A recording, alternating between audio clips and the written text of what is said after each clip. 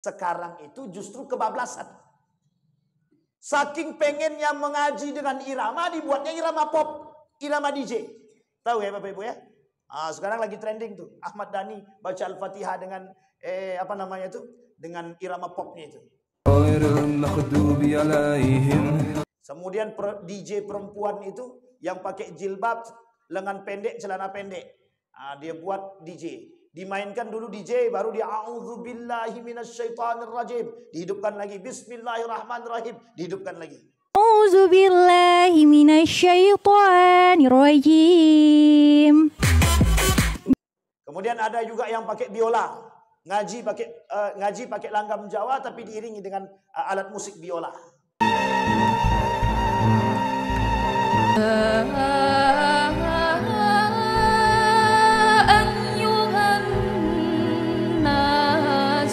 Jadi sekarang ini orang sekarang ini otaknya sudah kebablasan semua. Tidak tahu kita bagaimana tuh pola pikirnya. Jadi semua mereka menghalalkan yang tidak pernah dibuat. Ini yang disebut dengan subhan.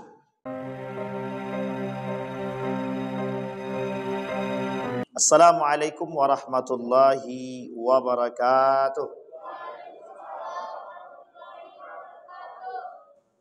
Alhamdulillahirabbil alamin. Alhamdulillahilladzi an'ama bi ni'matil iman wal islam bihima tatimmus salihat. Asyhadu an la ilaha illallah wahdahu la syarikalah wa asyhadu anna Muhammadan abduhu wa rasuluh la nabiyya ba'd. Allahumma salli wa sallim wa barik ala hadzal nabiyil karim. Allahumma salli ala Muhammad wa ala ali Muhammad fil alamin innaka Hamidum Majid. Ya ayyuhan nasu taqu rabbakumul ladzi khalaqakum min nafsin wahidah wa khalaqa minha zawjaha wa batha minhuma rijalan katsiran wa nisaa'a wattaqullaha alladzi tasaaluna bihi wal arham innallaha kana 'alaikum raqibah. Wa qala Allah ta'ala ya ayyuhalladzina amanu taqullaha wa qulu qawlan sadida yuslih lakum a'malakum wa yaghfir lakum dzunubakum wa may yuti'illaha wa rasulah faqad faza fawzan 'azima. Puji syukur kehadirat Allah dengan mengucapkan alhamdulillahirabbil alamin. Berselawat kepada Nabi dengan mengucapkan Allahumma shalli ala Muhammad wa ala ali Muhammad fil alamin innaka Hamidum Majid. Bermunajat kepada Allah, semoga kita yang hadir pada malam hari ini Allah berkahi, Allah limpahkan rahmat dan karunia-Nya kepada kita semua. Allah jadikan kita orang-orang yang istiqamah dalam kebaikan dan ketaatan dan keberanian. Dan mudah-mudahan kita semua yang hadir husnul khatimah. Tak pula lupa kita berdoa kepada Allah untuk orang tua kita yang telah mendahului kita. Mudah-mudahan Allah tempatkan di tempat terbaik di sisinya, Allah terima amal ibadahnya, Allah kumpulkan bersama orang-orang yang saleh. Bapak Ibu sekalian yang berbahagia, pada malam hari ini kita juga mendoakan kepada guru kita yang berhalangan hadir. Mudah-mudahan Allah sehatkan, Allah kuatkan, Allah istiqamahkan dalam kebaikan dan ketaatan. Dan insya Allah mudah-mudahan di waktu yang akan datang bisa kembali berkumpul bersama Bapak Ibu semua. Amin ya rabbal alamin. Baik Bapak Ibu sekalian yang berbahagia, di malam hari ini saya ingin angkat satu judul, tapi ini banyak poinnya, tapi kita ambil yang ini saja, yang sesuai. Dalam kitab ini itu disampaikan ada orang-orang yang tidak masuk dalam golongan baginda Nabi Muhammad SAW. Kira-kira sedih tidak kita kalau kita tidak masuk dalam golongan Nabi? Di sini sedih semua, wajah-wajahnya nampak, wajah-wajah sedih. Pernah tidak Bapak Ibu berharap bermimpi bertemu dengan Nabi? Pernah Pak ya? Pernah ya? Saya berharap sekali bermimpi ketemu Nabi tapi tak dapat-dapat. Tapi doakan Bapak Ibu, mudah-mudahan istri saya mimpi dia ketemu dengan Nabi. Itu pilihan tuh Pak. Saya berharap seperti dia bisa mimpi. Mungkin dosa saya lebih banyak mungkin. Dia agak susah ketemu dengan Nabi. Tapi insya Allah Bittiba'i sunnatin Nabi Muhammad sallallahu alaihi wasallam, dengan mengikuti sunnah-sunnah Nabi, memperbanyak salawat kepada Nabi, insyaallah Allah pertemukan kelak dan syafaatnya. Amin. Nah, Bapak Ibu sekalian yang berbahagia, kata Nabi, kata para ulama menulis dan kata kitab, merangkum sekian banyak hadis-hadis, dari sekian banyak hadis itu dirangkum. Dalam rangkuman tersebut dikumpulkanlah hadis-hadis yang sesuai. Maka ditulislah. Dalam tulisan itu begini. Ada golongan-golongan yang tidak dianggap oleh Nabi sebagai golongan dia. Kalimat itu Nabi sebut dalam hadisnya laisa minna. Jadi kalau Nabi bilang laisa minna, berarti dia bukan dari golongan kami. Nah, ulama dalam kitab tersebut, para ulama mencoba memaknai kalimat laisa minna ini apa? Apa arti laisa minna itu? Kata para ulama, arti laisa minna itu bukan dari golongan kami. Kami di sini siapa? Pengikut baginda Nabi Muhammad sallallahu alaihi wasallam. Jadi Nabi tidak mau mengakui orang yang tidak mau mengikuti Nabi. Laisa minna, minna di sini Nabi dan para pengikutnya. Kalau kita nih, insya Allah yang rajin salawat itu pengikut Nabi. Yang rajin menjalankan sunnah Nabi, pengikut Nabi. Maka disampaikan di situ. Ada orang-orang yang bukan dari golonganku, kata Nabi. Dan itu banyak, tidak sedikit. Hadisnya ada 40-an. Jadi kalau 40 berarti banyak. Berapa banyak golongannya? 40 golongan. Nah, kita tak usah bahas semua karena tak habis waktunya. Tak cukup waktunya. Kata Nabi, laisa minna, bukan dari golongan kami. Diterjemahkan para ulama, siapa mereka? Ada dua. Satu, orang kafir. Karena tidak mungkin orang kafir itu dari golongan baginda Nabi, tidak mungkin. Kenapa? Orang dia kafir. Yang kedua, orang muslim. Nah, ini yang paling tidak kita suka itu yang ini. Yang kedua ini orang muslim. Orang muslim yang dikatakan oleh Nabi bukan dari golonganku, kata Nabi. Dan inilah yang kemudian ingin kita bahas malam hari ini. Di dalam hadis yang pertama kata Nabi, dalam hadis yang pertama, laisa minna man darabal khudud wa shaqqal juyub wa da'a bi da'wal jahiliyah. Bukan dari golongan kami, kata Nabi, hadisnya sahih. Bukan dari golongan kami orang yang mengalami duka. Dan beliau, orang tersebut, meratapi duka tersebut dengan berlebihan. Sangat berlebihan. Sampai merobek-robek baju. Sampai mencakar-cakar badan. Sampai berguling-guling di atas tanah. Wa da'wa bida'wal jahiliyah. Dan dia berdoa dengan berdoanya orang-orang jahiliyah. Nah, kita lihat dulu. Yang pertama, darabal khudud. Yang pertama ini darabal khudud artinya begini. Orang yang bersedih, sangat-sangat bersedih sehingga mohon maaf lupa akan Tuhan. Lupa akan Allah. Nabi sebelum Isra Mi'raj itu sedih apa tak sedih? Yang pertama meninggal siapa? Istrinya. Yang kedua meninggal? Yang kedua meninggal? Pamannya. Ketika meninggal dua-dua ini, Nabi sedih.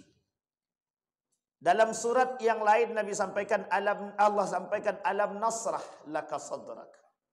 Artinya apa itu? Alam nasrah laka sadrak. Tidakkah kami, kata Allah, sudah memberikan ketenangan pada hatimu, dalam dadamu. Tidakkah kami sudah bersihkan hatimu?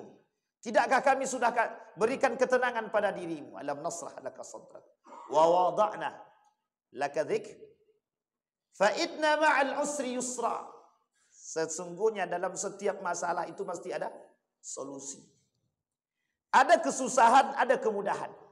Ada masalah, mesti ada solusi. Ini kaitan dengan kalimat tersebut. Nanti kita sampaikan. Kemudian dalam riwayat yang lain, Nabi diperjalankan Isra dan Mi'raj. Salah satu bentuk mukjizat yang kedua yang terbaik setelah Al-Quran. Kata para ulama, Isra dan Mi'raj ini bukan hanya sekedar mukjizat, tapi lebih tepatnya memberikan hadiah dan menghibur baginda Nabi dengan diperjalankannya. Sampai di sini paham ya Bapak Ibu? Jadi kalau bapak-bapak istri sedang marah, sedang sedih, ajak jalan-jalan. Tapi jangan ke mall. Itulah yang diharapkan ibu-ibu, kata dia kan. Baik, kembali kepada poin tadi, Bapak. Nah, kembali kepada poin tadi. Apa maksudnya? Allah tidak menginginkan Nabi melakukan perbuatan yang tidak disuka. Tapi karena Allah tahu bahwa ini adalah Nabi, Nabi tidak mungkin melakukan perbuatan yang tidak disukai oleh Allah. Hanya saja, satu ketika Nabi berjalan. Ketika Nabi berjalan, Nabi lihat seorang perempuan sedang berada di kuburan. Menatapi meninggalnya sang suami dengan berguling-guling di atas tanah. Keluar hadis Nabi. Muncul Nabi katakan dalam hadisnya, kata Nabi, la'anallah zawaratul kubur. Kata Nabi, terlaknatlah wanita-wanita yang ziarah kubur. Jadi sehingga muncul ayat itu, hadis itu muncul, itu sebab urutnya, sebab keluarnya gara-gara itu. Dan ada kaitannya dengan itu. Di dalam hadis yang ketiga kata Nabi, la taqumu as-sa'ah hatta tara man daraba al-khudud. Tidak akan terjadi hari kiamat sampai kalian akan melihat orang-orang akan menangis sejadi-jadinya, bersedih sejadi-jadinya. Nah, sampai seperti yang dikatakan Nabi dalam hadisnya itu, tidak akan terjadi hari kiamat sampai kita melihat orang meratapi kematian itu atau mengalami kesedihan dan duka itu sangat-sangat ekstrim. Sampai ada orang yang mohon maaf berteriak di tengah jalan. Suami aku mati. Tolong. Misalkan begitulah. Ada itu Pak, ada bukan tak ada. Ada. Sampai merobek baju. Sampai dia katakan, tidak lagi saya tidak penting bagi aku hidup lagi. Karena tidak ada lagi yang mengawankan aku di muka bumi ini. Nah, itu berlebihan tuh. Seakan-akan Tuhan tak ada. Itu Allah tak suka itu. Allah benci sekali itu. Orang seperti itu. Nabi sangat mengecam perbuatan demikian. Itu yang dimaksud oleh Nabi. Yang dimaksud oleh Nabi itu yang seperti itu. Sampai-sampai Nabi katakan, laisa minna man darabal khudud. Bukanlah dari golongan kami, kata Nabi, orang-orang yang suka berduka atau yang sedang berduka tapi berlebihan dalam dukanya. Apakah Nabi salah kalau ada Nabi salahkan kalau ada orang yang bersedih menangis? Tidak, Nabi tak salahkan. Karena Nabi sendiri bersedih. Nabi pernah lihat Aisyah bersedih. Nabi pernah melihat Abu Bakar bersedih. Utsman bersedih. Umar bersedih. Ketika Siti Aisyah difitnah itu bukan sedihnya, bukan main. Sampai air mata itu tidak keluar lagi. Fitnahnya Abu Ubaid bin Salul itu terhadap Siti Aisyah. Oh, itu sampai air matanya Siti Aisyah ini sampai nggak keluar.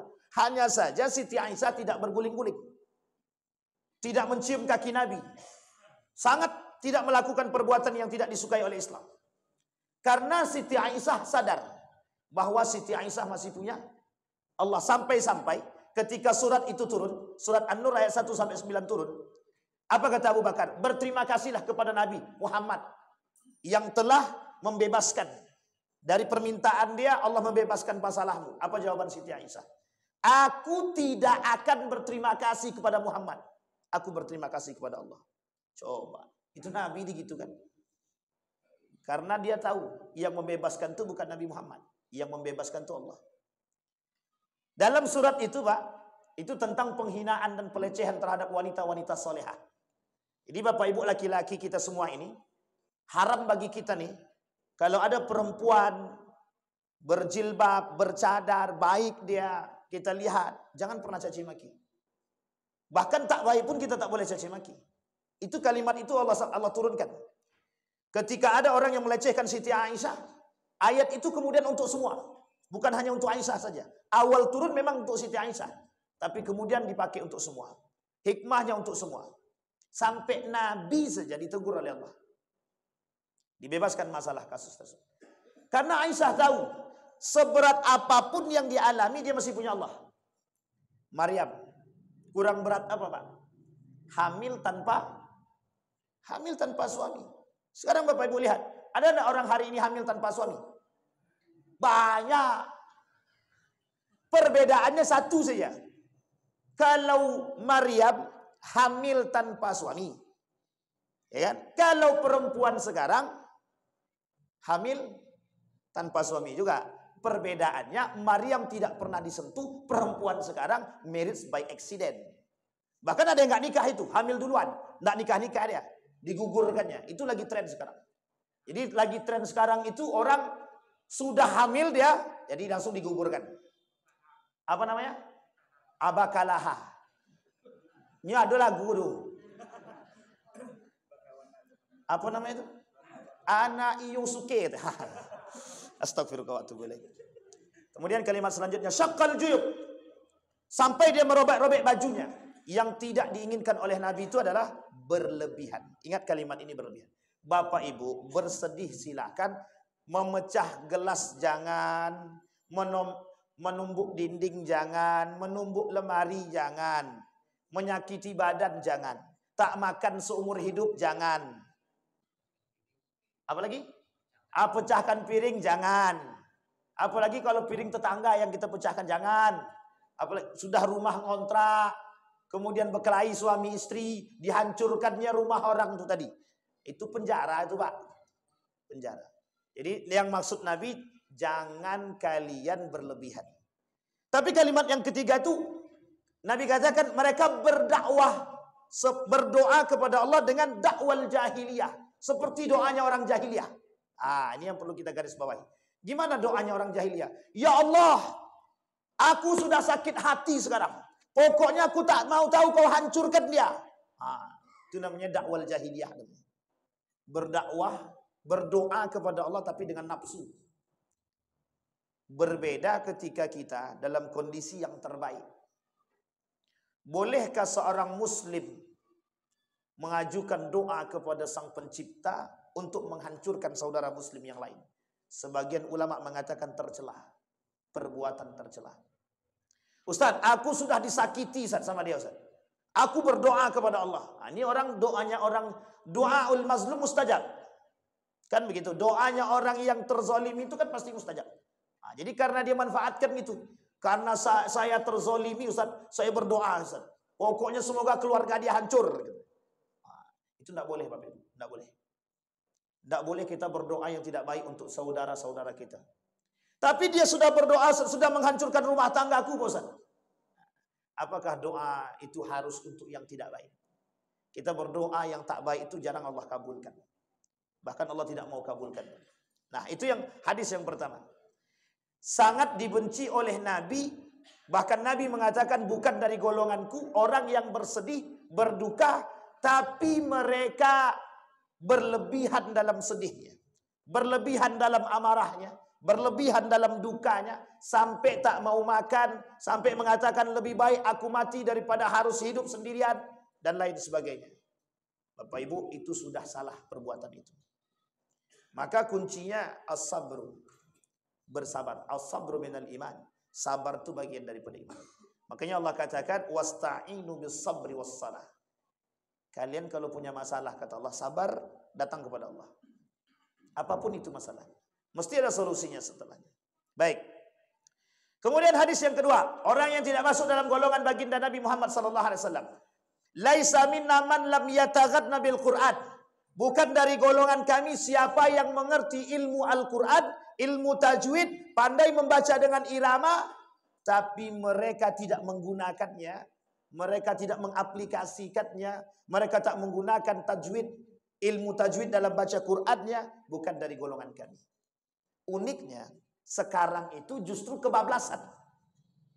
Saking pengennya mengaji dengan irama, dibuatnya irama pop, irama DJ. Tahu ya Bapak Ibu ya? Sekarang lagi trending tuh. Ahmad Dhani baca Al-Fatihah dengan dengan irama popnya itu. Kemudian DJ perempuan itu yang pakai jilbab, lengan pendek, celana pendek. Dia buat DJ. Dimainkan dulu DJ, baru dia a'udzubillahi minasyaitonirrajim, dihidupkan lagi, bismillahirrahmanirrahim, dihidupkan lagi. Kemudian ada juga yang pakai biola, ngaji pakai langgam Jawa tapi diiringi dengan alat musik biola. Jadi sekarang ini orang sekarang ini otaknya sudah kebablasan semua. Tidak tahu kita bagaimana tuh pola pikirnya. Jadi semua mereka menghalalkan yang tidak pernah dibuat. Ini yang disebut dengan subhat. Jadi subhat-subhat seperti ini tuh selalu mengantarkan kepada yang haram. Tapi kalau tidak ada yang komplain, nah ulama, majelis ulama tidak komplain misalkan, tidak ada yang protes, itu dianggap kelak ke depan itu dianggap sesuatu yang benar. Kita ambil contoh ya, paling sederhana. Setiap Jumat setiap masjid membaca Surat apa? Surat? Bukan. Sajadah. Itu kalau tidak dikasih penjelasan, besok sampai generasi 20 tahun yang akan datang, 10 tahun yang akan datang, dianggap wajib itu. Itu dianggap wajib. Kenapa? Hampir semua masjid. Jadi seolah-olah orang bilang itu surat sajadah itu wajib. Dan cuman itu saja. Tidak. Ada surat sajadah, ada ayat sajadah. Kedua-dua ini dibaca, tetap harus sujud. Tetap harus sujud. Kedua-duanya. Jadi mau yang panjang kayak mau yang pendek sama. Uniknya, kita baca yang panjang saja kan. Memang fadilahnya betul keutamaan, tapi itu sunnah. Sunnah. Lebih sunnah mana? Lebih wajib mana? Pak salat pakai surat yang pendek, di belakang ada nenek-nenek, atau pakai surat sajadah ngambil sunnahnya, tapi di sana ngerutu semua. Itu dikecam sangat sama Nabi. Sangat dikecam sama Nabi. Dan itu disampaikan. Di mana-mana disampaikan. Tapi bagi yang mau melaksanakan silahkan. Tidak ada masalah. Hanya saja sesekali ganti dengan surat yang lain. Biar nanti pas generasi selanjutnya tidak menganggap itu wajib. Kalau seperti yang tadi, Ahmad Dhani, kemudian DJ tadi, kemudian yang melakukan dengan biola tadi, tidak ada yang komplain, tidak ada yang protes, maka ke depan mengaji dengan hal tersebut biasa. Masih ingat kasus ketika kakak kelas saya, bukan kakak kelas, abang kami, abang angkatan dalam HMI itu, dipanggil ke negara, ke istana negara, membaca Al-Quran dengan langgam Jawa, yang lagi heboh waktu itu. Itu kakak angkatan kami di HMI, Himpunan Mahasiswa Islam itu. Dia nyanyi itu dengan langgam Jawa. Ketika ngaji dengan langgam Jawa, itu protesnya banyak. Sekarang bukan dengan langgam Jawa lagi, dengan irama pop, dengan irama DJ. Coba bayangkan. Itu penghinaan sekali itu, penistaan terhadap agama. Jadi kembali kepada poin. Itu kalau tidak ada yang komplain, majelis ulama tidak protes atau tidak memberikan kecaman, maka dianggap besok itu biasa. Jadi orang sekarang itu pelecehan terhadap Al-Quran itu mainan. Sekarang ini lagi rame Pak, lagi rame orang membakar Quran, membuang Al-Quran, merobek Al-Quran, menginjak Al-Quran, menari-nari di atas Al-Quran, lagi rame sekarang. Jadi sekarang lagi rame penistaan terhadap Al-Quran. Dianggapnya Al-Quran itu kitab biasa, buku seperti buku biasa. Dibakarnya, dirobeknya, disiramnya, dibuangnya, diinjaknya, menari-nari di atas Al-Quran tuh tak pakai busana. Seorang wanita tanpa busana sehelai benang pun berjoget dia di atas Al-Quran tuh Pak. Sekarang kita ini umat muslim Pak, dengan Quran tuh betul-betul harus berpegang teguh. Harus. Kenapa? Kalau kita umat muslim tidak berpegang teguh dengan Al-Quran itu, pertanyaan pertama, siapa yang akan berpegang teguh dengan Al-Quran? Yang kedua, mau selamat apa tidak? Itu bahasannya. Maka Bapak Ibu, oleh para ulama, Syekh, kita lihat Syekh Maliki, siapa namanya itu ya? Sayyid Maliki Al-Hasani Al-Makki, pengarang kitab Al-Mabahis, Al-Mabahis fi Ulumil Quran. Dia ngarang kitab Al-Qawaid fi Mabahis Ulumil Quran itu, tinggal di Mekah, ulama bermadzhabkan Imam Syafi'i atau mazhab Syafi'i, menuliskan kitab tentang kaidah-kaidah Al-Quran. Dalam tulisan beliau itu ada dua. Ada persoalan tentang lahan. Ada namanya kaidatul lahan. Kaidah tentang permasalahan tentang salah membaca Al-Quran. Jadi lahan itu salah dalam baca Quran. Dan itu ada dua. Ada lahnul khafi, ada lahnul jali. Ada salah yang fatal, ada yang tak fatal sama sekali. Misal, Bapak Ibu baca, cuman mat panjang pendeknya salah. Nah, itu masuk dalam kategori kesalahan yang tidak fatal. Tapi kalau makharijul hurufnya yang salah, itu fatal banget. Nah, sampai di sini paham Bapak Ibu ya. Maka Bapak Ibu, kata para ulama, hukum menggunakan ilmu tajwid dalam baca Quran wajib. Hukum mempelajarinya sunnah muakkadah. Nah, coba bayangkan. Sampai-sampai Nabi kata, kalau ada orang baca Quran, mengerti dia ilmu tajwid, tapi kemudian tidak dia gunakan dalam membaca Al-Quran, bahkan bukan dari golongan kami. Terjemahan panjangnya, luasnya, barang siapa yang mempermainkan bacaan Al-Quran bukan dari golongan kami. Barang siapa yang membaca Al-Quran bukan sesuai dengan tuntunannya, bukan dari golongan kami. Ini bukan berarti kita mengecam orang yang tadi kita sampaikan itu bukan dari golongan kami. Kemarin saya sudah sampaikan di sini juga ada perempuan namanya Kumaila kan. Sudah Bapak Ibu lihat di Google ya, cari saja Kumaila itu. Dan Ade Armando dan The Gang itu mereka sudah sangat melecehkan Al-Quran. Sudah sangat melecehkan Al-Quran. Dibilangnya Al-Quran itu kitab porno, kitab teroris, mengajarkan kekerasan. Kemudian dianggap kitab yang tidak intoleran dan lain sebagainya. Mereka sampaikan di situ. Cerita-cerita dongeng. Nah, itu mereka sampaikan pelecehan terhadap Al-Quran. Itu orang Indonesia yang sebelumnya dia ngaku sebagai seorang penghafal Quran. Kemudian karena dia berani menyampaikan demikian, banyak yang mengundang dia dalam podcastnya, Pak. Sekarang lagi tersebar itu perempuan itu. Baik, kembali kepada poin. Laisa minna man lam yataghadna man lam yataghadna bil Quran.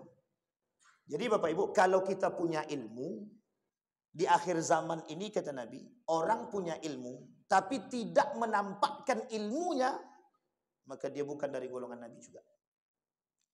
Hukum menampakkan keilmuan di akhir zaman yang sesuai dengan atau yang baik, yang sesuai dengan keimanan wajib. Jadi Bapak Ibu ini pakar dalam baca Quran misalkan, pandai tahsinnya, itu wajib untuk menampakkan ilmu itu. Maksudnya apa? Mengajarkan ilmunya kepada mereka. Itu hukumnya wajib. Karena di akhir zaman itu Pak, orang berilmu yang beneran itu diangkat satu-satu. Mati, dicepatkan matinya. Nah, berarti kami tak perlulah kalau mau biar mati lama jangan berilmu Pak Ustaz. Bukan begitu, salah paham itu. Takutnya kalau kami berilmu mati cepat Pak Ustaz. Bukan itu maksudnya. Maksudnya adalah orang yang berilmu dan berakhlak dan baik sesuai dengan yang Allah inginkan, itu Allah matikan cepat. Nah, jadi kita perlu juga kita jadi orang baik. Tapi perlu juga kami jadi orang gak baik Pak Ustaz. Biar kami umur matinya panjang. Enggak juga. Kalau udah takdirnya mati juga mati juga. Mau panjang mau nggak panjang kan kita nggak tahu. Karena rahasia kematian itu tadi. Nah, jadi Bapak Ibu kembali kepada poin. Kenapa kita mengatakan demikian? Imam Nawawi Bapak Ibu dalam kitabnya Tibyan fi Adab Hamalatil Quran itu kalau dikaji kitab itu, Tibyan itu banyak sekali kita temukan hari ini kejadian itu nyata betul itu. Saya pernah ceritakan di beberapa masjid itu ada orang-orang dengan Al-Quran itu Pak, memang dijual belinya betul.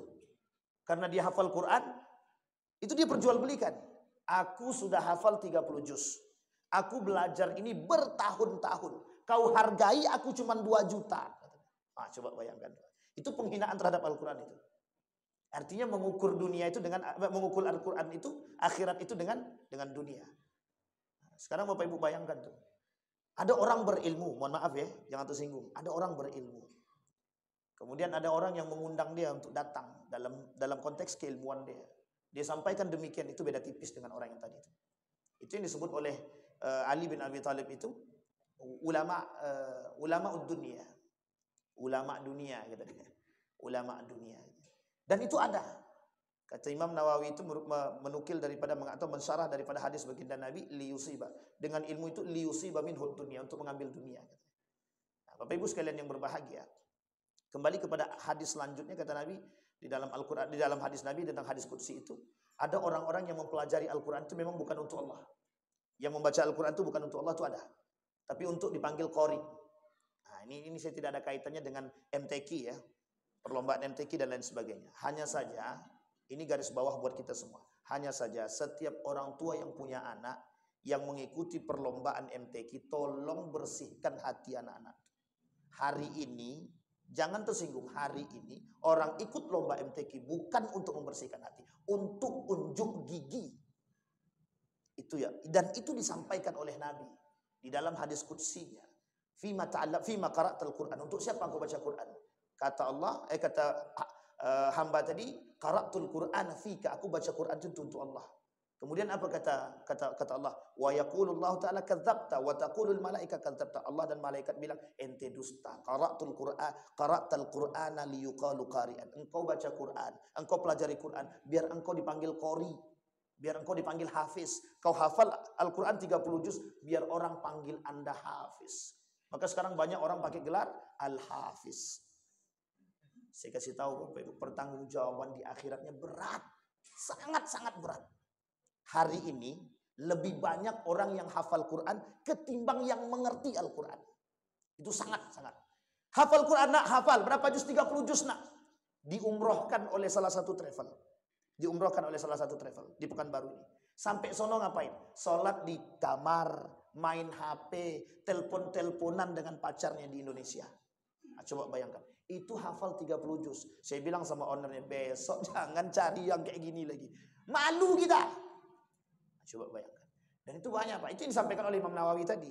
Orang dengan Al-Quran itu mereka jual untuk mendapatkan sesuatu. Sebelum dia berangkat apa dia kata? Pemilik travel, kalian serius gak sih mau mengumrohkan saya? Kata dia. Dengan gaya sombongnya berkata begitu. Saya ini hafal Quran. Kalian serius nggak mau mengumrohkan saya? Nah, coba bayangkan dengan gaya seperti itu, kesombongannya seperti itu. Ini bukan tak banyak Bapak Ibu. Banyak sekali orang-orang yang hari ini. Itu yang kita sebenarnya kita bukan menyalahkan mereka, yang sangat tidak Pak. Kita tidak menyalahkan. Hanya saja perlu diluruskan niatnya atau diingatkan. Karena yang kita takutkan yang muncul itu para penghafal Quran. Sekarang ini semua universitas menyediakan beasiswa para penghafal Quran. Yang kita takut mereka lomba-lomba cuma cari beasiswa sampai jadi mahasiswa pacaran dia. Kita yang sakit tekanan batin Pak. Baik, kembali kepada Quran. Saya tak bahas masalah Quran itu panjang lebar. Kalau panjang kita bahas habis Pak. Itu juga tidak selesai-selesai itu Pak. Seorang ulama bernama Fahmi Salim itu menuliskan buku tebalnya itu 600 halaman. Itu tentang studi Al-Quran aja semua. Kerancuan tentang Al-Quran yang hari ini tersebar di kalangan umat muslim itu. Bagaimana cara mereka merusak kita itu. Baik. Itu yang kedua. Hadis yang ketiga kata Nabi. Qala Rasulullah sallallahu alaihi wasallam, "Laisa minna man tashabbaha bi ghairina." Nah, ini dia Bapak Ibu. Ini masuk poin kita nih. Kata Nabi, bukan dari golongan kami siapa yang menyerupai yang selain kami. Budaya Eropa itu di Indonesia dari 1926. 1927, lebih tepatnya 1930 budaya Eropa masuk ke Indonesia. Yang pakai pakaian celana pendek bagi perempuan itu budaya Eropa. Yang terbuka tank topnya itu budaya Eropa. Biar Bapak Ibu tahu budaya Eropa itu baru berubah juga itu pada tahun-tahun begitu juga. Dulu wanita Eropa kalau nampak pahanya dari lutut ke bawah mereka risih. Nampak paha saja mereka risih. Jadi mereka tutupi sampai di bawah lutut. Disuruh pakai, pernah ada seorang pemuda itu melakukan testimoni. Ditanyakan kepada perempuan Eropa itu mau enggak berpakaian tank top, cuman tank top aja, pakai celana pendek, enggak mau dia. Apa mereka katakan? Itu bukan budaya kami gitu. Tapi sekarang di sana begitu budaya Eropa, diadopsi oleh Indonesia. Mohon maaf Pak, saya tidak menyalahkan artis, tapi memang begitu harus gitu. Kenapa gitu? Yang bawa itu orang-orang seperti itu Pak. Yang membawa budaya barat itu ke situ artis itu. Mereka ciuman tengah jalan. Mereka ciuman di atas panggung. Itu yang ditonton oleh anak muda kita hari ini. Itu budaya barat. Yang ingin saya sampaikan Bapak Ibu, laisa minna man tashabbaha bi ghairina. Kalau kita mengikuti peradaban barat itu rusak kita. Makanya bahasanya dalam perang pemikiran itu disebut dengan westernisasi. Kebarat-baratan. Setelah barat datang kita diinjak-injak lagi sama Eropa. Namanya koreaisasi. Budaya Korea. Joget-joget Pak, laki-laki, perempuan joget-joget di atas panggung. Pakai celana pendek. Coba lihat. Dan itu mohon maaf itu sangat-sangat menjual. Jadi perempuan-perempuan yang buka aurat itu Bapak Ibu mohon maaf mereka tampil dengan membuka aurat itu sebenarnya yang dijual bukan suaranya. Tapi yang dijual auratnya. Karena daya tariknya di situ. Jangan tersinggung ya Bapak Ibu ya. Karena perempuan itu paling mudah untuk dijual. Kita lihat Bapak Ibu ya, SPG. Ini jangan tersinggung ya, yang punya anak di SPG. Coba lihat, SPG mobil. Wih, pakainya bukan seksi lagi Pak. Kalau bisa mata nih keluar nih untuk mencari tahu. Coba bayangkan. Artinya apa? Saking, mohon maaf. Masuk kita ke tempat dia dari mobil itu. Yang dijual itu apa? Bukan mobilnya Pak, SPG-nya. Coba Bapak Ibu datang ke Jakarta itu, apa namanya itu? Ada hari tertentu untuk pameran di Jakarta itu. Apa namanya? Ya maksudnya nama pamerannya apa? Expo atau apalah pokoknya gitu. Itu Pak, yang di depan tuh mereka pasang para SPG itu. La ilaha illallah. Saya bilang sama kawan saya, besok kalau kita masuk ke sini lagi, keluar iman kita sudah. Hafal-hafalan hilang semua nih. Ini kita keluar, tak usah masuk. Coba bayangkan Pak. Kenapa itu dijual? Itu ya. Makanya mohon maaf, ada konsep Miss Universe. Tahu ya Miss Universe Bapak Ibu ya. Yang dijual beli, yang diperjualkan dalam Miss Universe itu apa? Aurat perempuan. Coba bayangkan, aurat perempuan. Baik. Nah sekarang Bapak Ibu yang ingin saya sampaikan, ada sekelompok orang yang mengikuti budaya barat yang tidak benar, yang tidak sesuai dengan ajaran Islam. Apa contohnya? Valentine. Besok tanggal 14 hari Valentine. Sampaikan kepada anak-anak bapak ibu semua, mau yang sudah tua, mau yang masih muda, mau yang anak-anak, nggak usah ikut-ikutan. Valentine itu nama orang. Nama orang. Yang mati dihukum gara-gara menentang pemerintah. Kata pemerintah, orang askar-askar, militer-militer tidak boleh nikah. Nikah juga dia. Kemudian diperingatilah oleh seorang wanita yang pernah mendapatkan surat dari Valentine tersebut dari penjara. Apa peringatannya? Diperingatilah namanya Hari Valentine. Hari mengingat wanita yang tersiksa karena kasih sayangnya. Atau disiksa karena rasa cintanya kepada manusia. Siapa dia? Katolik. Beragamakan. Nah sekarang orang Indonesia ikut-ikutan. Muslim pula lagi. Berjilbab pula. Aku. Will you marry me? Atau Bapak Ibu ya? Will you marry me? Apa artinya itu? Maukah engkau menikah denganku? Katanya. La ilaha illallah. Itu istri kedua itu. Coba bayangkan. Itu Pak, mohon maaf. Man tasyabbaha biqaumin, kata para ulama. Man tasyabbaha biqaumin fahuwa minhum, kata Allah. Kata Nabi. Yang mengikuti perbuatan demikian mereka sama dengan itu. Dan itu budaya barat. Sebenarnya juga bukan budaya barat. Baru kemudian diangkat menjadi sebuah tradisi ketika diperingati. Hanya saja sistem kemanusiaan ketika itu muncul. Orang-orang yang mencoba mengangkat kemanusiaan, ingin mengangkat cerita Valentine, diperingatilah di seluruh dunia. Sekarang saya sampaikan sama Bapak Ibu. Itu perang pemikiran. Tahu maksudnya Pak? Perang pemikiran. Perang budaya. Ada tak budaya Indonesia ini sampai ke sana? Yang harus diperingati seluruh dunia. Kenapa budaya mereka yang diperingati? Uniknya orang Indonesia ikut. Ketika diharamkan oleh seseorang atau orang yang alim, oleh para ulama, muncul orang-orang munafik yang mengatakan, kok cuman berkasih sayang saja kok diharamkan? Masalahnya berkasih sayang dengan siapa? Dengan pacarnya kok, itu kan haknya dia. Lu pacaran hukumnya apa? Bapak Ibu, apa hukum pacaran? Sekarang tanya sama anak-anak Bapak Ibu di rumah nanti, ya pacaran enggak dia? Kalau pacaran langsung doakan putus kau nak. Kata anaknya, kalau Bapak Ibu doakan aku putus dengan dia, aku keluar dari rumah nih. Ujung-ujungnya nikah lari. Karena orang tuanya tak terima, karena orang tuanya sedih dengan anaknya nikah lari, iyalah nak, mak izin kau pacaran dengan dia. Selesai. Kata anaknya, alhamdulillah, diizinkan juga aku pacaran. Gitu. Orang tua zaman sekarang tak berani sama anak Pak. Anaknya pacaran, pokoknya terserah nak, kalau kau pacaran, jangan sampai kalian hamil luar nikah ya. Kalau enggak kalian ku nikahkan sekarang. Begitu cara ngancamnya. Salah Pak. Mau mati kau matilah. Mau keluar dari rumah keluarlah. Jangan pacaran. Masuk rumah ini haram pacaran. Begitu Pak. Sekarang ini udah biasa kan pacaran. Coba lihat anak sekolah kita. Mohon maaf anak-anak SMA itu. Boncengan Pak. Sudah kayak suami istri. Ramadan saya keluar dari rumah. Habis mau ngisi kajian subuh di Nurul Yakin. La ilaha illallah. Tak terjawab lagi Pak. Begini ya. Apa namanya? Asmara subuh. Ini dah asmara subuh, asmara sahur. Coba bayangkan Bapak Ibu. Asmara maghrib lah terserah. Maghrib atau apa kan Bapak Ibu. Ya Allah. Artinya Bapak Ibu sekalian yang berbahagia. Saking daruratnya sekarang. Makanya saya sampaikan di beberapa tempat Bapak Ibu. Kita ini, terkhusus Riau ini, itu sedang darurat 5 hal.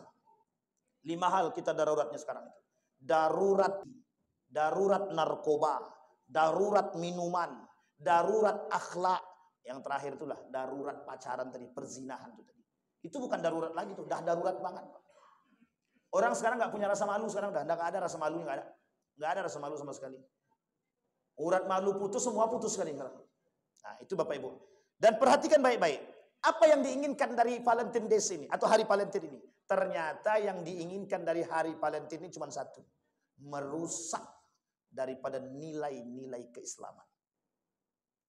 Dan mereka masuk. Kalau Valentine Days, Hari Valentine ini mereka rayakan bukan Islam, silahkan. Itu tak urusan kita. Tapi ini masalahnya dalam agama kita. Yang kita mengikuti budaya mereka. Anggaplah ini budaya. Kalaupun bukan budaya sudah salah lagi. Sementara kalau itu budaya juga salah. Apalagi kalau ini bukan budaya. Makin salah Pak. Dan hari ini menjadi hari dunia. Valentine Days itu menjadi hari dunia, diperingati oleh seluruh dunia. Kasih bunga, kasih coklat, kan? Pokoknya kasih cincin. Uniknya lagi ada bapak-bapak kasih sama pasangan baru dia. Istri di rumah tak dikasih makan, istri orang dikasih makan. Na'udzubillahi min dzalik. Nanti ada kaitannya itu Bapak Ibu. Baik, itu hadis yang keberapa tadi itu? 1, 2, 3. Dia 40 banyak kali. Baru 3 baru. Satu lagi terakhir sebelum kita tutup. Dia banyak. Kemudian Nabi lanjut hadis tadi, la tashabbahu bil yahud. 1. Jangan kalian menyerupai orang Yahudi. Wala bid nasara. Dengan begitu juga orang-orang Nasrani. Coba bayangkan, tidak boleh Pak kita menyerupai Yahudi, menyerupai Nasrani, tak boleh. Menyerupai dalam hal apa? Misal, Yahudi itu punya karakter. Karakter Yahudi itu yang paling terkenal hari ini, dari dulu sampai sekarang pembangkang. Itu pembangkang. Bapak Ibu, sekarang terkait Yahudi, saya ingatkan sedikit agak melenceng. Jangan lengah dengan persoalan genjatan senjata. Amerika itu di belakangnya Amerika itu kan Donald Trump. Donald Trump ini itu simbol Islamfobia, anti-Islam. Di belakang Donald Trump itu semuanya orang Yahudi.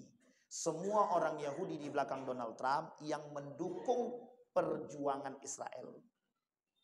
Dan Israel sekarang yang ada di dekat Palestina sana itu bukan original Israel, bukan asli Israel. Itu adalah Israel dan Yahudi Georgia yang datang ke sana. Nah, dan itu pokoknya bukan orang asli Israel. Israel itu Bapak Ibu nama lain daripada Nabi Ya'qub alaihissalam. Itu sudah terputus Pak. Sudah tak ada lagi generasi itu sampai sekarang. Sampai di sini paham ya Bapak Ibu. Sudah tidak ada itu generasi itu. Yang sekarang ini bukan dari generasi itu, bukan. Karena waktu itu ada sejarah yang harus Bapak Ibu pahami. Ketika terjadinya perjanjian lama dan baru di dalam agama mereka, perjanjian lama dan baru, ada orang-orang Georgia yang keluar dari sana, mereka katakan kami tidak lagi mau ke Nasrani, kami pindah ke agama Yahudi. Nah, itu Pak yang harus dipahami. Yang pindah itu siapa? Georgia. Itulah yang disebut hari ini Yahudi Georgia itu. Dari turunan dia itulah sampai hari ini. Pindah ke Jerman, pindah ke Prancis, sampai ke beberapa negara Eropa tersebut. Yang hari ini bersatu untuk menghancurkan Islam. Sampai di sini bisa dipahami? Itu jalur sejarah. Itu kalau kita kaji sejarah Yahudi ini Pak. Sedih kita Pak. Kita ini kayak seperti boneka dibuatnya. Seperti boneka. Nah kembali kepada poin tadi. Nabi bilang jangan kalian menyerupai orang-orang Yahudi. Banyak karakter Yahudi itu Pak. Banyak karakter Yahudi itu. Nah, salah satunya yang tadi saya sampaikan. Yang kedua, jangan kalian menyerupai orang-orang Nasrani. Mereka pakai pakaian seperti itu, kita ikut juga. Bahkan dalam masjid lagi kita pakai begitu. Itu tidak ada penghormatan sama sekali, Pak. Itu toleransi yang kebablasan, yang sudah di luar logika. Dan ini tidak boleh. Maka kita yang mengerti, yang harus punya konsekuensi terhadap itu. Kita yang harus menjaga diri kita, keluarga kita, dan tetangga kita, dan orang-orang dalam golongan kita. Nah yang terakhir Bapak Ibu, kata Nabi. Nah ini agak sensitif nih. Kata Nabi, qala Rasulullah sallallahu alaihi wasallam, "Laisa minna man khabbaba imra'atan ala zawjiha au 'abdan ala sayyidihi." Bukan dari golongan kami kalau ada laki-laki yang menghasut perempuan lain untuk cerai daripada suaminya. Atau laki-laki yang suka ganggu istri orang. Ini ada kaitannya dengan lagu rumput tetangga lebih baik. Ingat tuh Bapak Ibu. Ini diancam sama Nabi. Kata Nabi, bukan dari golonganku orang-orang yang suka merusak rumah tangga orang lain. Baik laki-laki maupun perempuan. Sekarang saya tanya Bapak Ibu. Mana yang sering? Perempuan menggoda laki-laki atau laki-laki menggoda perempuan? Dua-duanya. Dua-duanya, jangan pilih salah satu. Dua-duanya. Mohon maaf Bapak Ibu, dalam berbagai tempat itu kadang-kadang kita nggak habis pikir kita. Kenapa setiap pimpinan harus punya sekretarisnya perempuan? Dan sekretaris perempuannya kadang-kadang harus pula seksi. Berjilbab tapi seksi. Nah, yang kayak gini-gini saya nggak paham nih. Belum sampai pikiran saya nih. Kalau bahasa dari segelintir orang yang ditanya, cuci mata Ustaz biar makin segar. Astagfirullah wa atubu ilaih. Makanya ibu-ibu, perempuan itu perdagangan bagi mereka. Perempuan itu perdagangan, alat untuk dijadikan transaksi jual beli. Makanya jaga kehormatan, jaga anak kita, jaga anak-anak perempuan kita, jaga anak-anak laki-laki kita. Karena ini berbahaya Bapak Ibu, sangat berbahaya. Karena itu yang menjadi sorotan hari ini di seluruh dunia, bukan hanya di sini. Nah, kembali kepada poin tadi Bapak Ibu, man khabbaba, kata Nabi, laisa minna man khabbaba imra'atan ala zawjiha au abdan ala sayyidihi. Maksudnya apa? Kata Nabi, bukan dari golongan kami ada orang yang merusak hubungan orang lain yang resmi. Suami istri atau berselingkuh dia, ini yang kemudian tidak disukai oleh baginda Nabi Muhammad SAW. Dan itu terlaknat. Kenapa Nabi katakan demikian? Karena dia sudah berlaku zalim terhadap orang lain. Itu zalim, zalim. Zalim terhadap siapa? Kata laki-laki tadi, kau tengok suamimu. Suamimu kan dah tua, sakit-sakitan. Mau kau ngurus dia sampai disembuh. Hasutan demi hasutan muncul. Maka Bapak Ibu sekalian yang berbahagia, yang seperti ini bukan tidak ada hari ini. Terjadi. Yang dikatakan sama Nabi, terjadi. Maka jaga rumah tangga, perkuat keimanan dan ketakwaan agar rumah tangga kita terjaga. Tidak usah lirik kiri kanan, nikmati yang kita miliki, bersyukur kepada Allah, tanamkan keistiqamahan, bawa sama-sama. Maka bapak-bapak yang hadir malam hari ini, jaga istrinya baik-baik. Jangan sampai dilirik orang. Kalau tak mau istrinya dilirik orang, suruh pakai cadar. Atau jangan suruh dia keluar rumah dengan busana yang mohon maaf tidak sopan. Nah, begitu juga ibu-ibu. Pengen suaminya tetap di rumah, tapi kerjanya di rumah ngamuk-ngamuk aja. Stres kepala suami. Udah pulang kerja ngamuk pula lagi. Bini di rumah mengamuk, dicarinya tempat rumah yang kedua. Sama nih Pak, lagunya Ahmad Dhani juga begitu tuh. Istri dua, itulah pokoknya. Lupa saya. Dan enak pula saya sampaikan di sini. Mudah-mudahan ada manfaatnya. 4 hadis sudah saya sampaikan tentang orang-orang yang tidak masuk dalam golongan Nabi. Dan mudah-mudahan kita semua sadar dan bertobat. Mudah-mudahan kita semua berada pada posisi yang terbaik. Dan mudah-mudahan kita semua husnul khatimah. Fa'tabiru ya ulil absar la'allakum tuflihun. Assalamualaikum warahmatullahi wabarakatuh.